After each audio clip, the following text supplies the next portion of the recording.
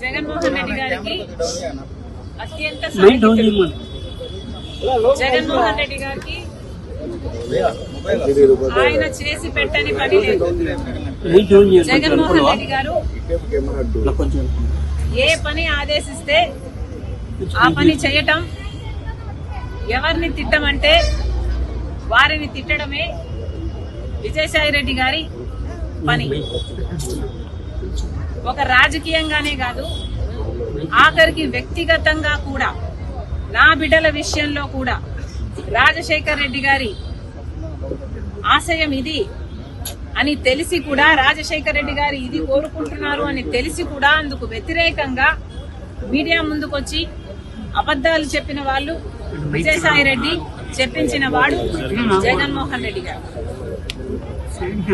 మరి వ్యక్తిగతంగా, ప్రొఫెషనల్ గా, రాజకీయంగా ఇంత సన్నిహితంగా ఉన్న విజయసాయి రెడ్డి గారు ఈరోజు జగన్మోహన్ రెడ్డి గారికి గుడ్ బై చెప్తూ వైసీపీకి రాజీనామా చేశారు అంటే ఇది చిన్న విషయం కాదు. దీన్ని అర్థం చేసుకోవాలంటే వైసీపీ కార్యకర్తలైనా, రాజశేఖర రెడ్డి గారి అభిమానులైనా ఆలోచన చేయాలి. జగన్మోహన్ రెడ్డి గారిని ఈరోజు విజయసాయి రెడ్డి గారు లాంటి వాళ్లే వదిలేస్తున్నారు అంటే ఎందుకు వదిలేస్తున్నారు? జగన్మోహన్ రెడ్డి గారికి దగ్గరగా ఉన్న వాళ్ళు, జగన్మోహన్ రెడ్డి గారి కోసం ప్రాణం పెట్టే వాళ్ళు ఈరోజు ఒక్కొక్కరిగా జగన్మోహన్ రెడ్డి గారిని వీడుతున్నారు అంటే దానికి కారణం జగన్మోహన్ రెడ్డి గారు నాయకునిగా విశ్వసనీయత కోల్పోయారు. నాయకునిగా తన ప్రజలని, తనను నమ్ముకున్న వాళ్ళని కూడా తన దగ్గర ఉంచుకొని నమ్మకం కలిగించలేకపోతున్నాడు జగన్మోహన్ రెడ్డి గారు. కాబట్టే ఈరోజు రాజకీయంగా అయినా, వ్యక్తిగతంగా అయినా జగన్మోహన్ రెడ్డి గారు విశ్వసనీయత కోల్పోయారు. కాబట్టే జగన్మోహన్ రెడ్డి గారు నా అనుకున్న వాళ్ళంతా దూరం అవుతున్నారు.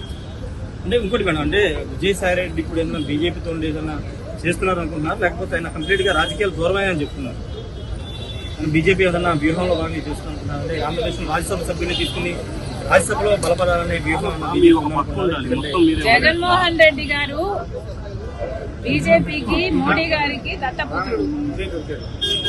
జగన్మోహన్ రెడ్డి గారు తనని తాను కాపాడుకోవడం కోసం సాయిరెడ్డిని బీజేపీ దగ్గరికి పంపించాల్సిన అవసరం లేదు. ఎందుకంటే జగన్మోహన్ రెడ్డి గారు ఇంతకాలం సాయిరెడ్డిని తన దగ్గర పెట్టుకునే బీజేపీ నుంచి ఫేవర్స్ పొందాడు, తనని తాను కాపాడుకోగలిగాడు. కాబట్టి సాయిరెడ్డిని పంపితేనే బీజేపీ నాకు అనుకువగా ఉంటది కాబట్టి పంపుతున్నాము అని అనుకోవడానికి ఇక్కడ వీలు లేదు.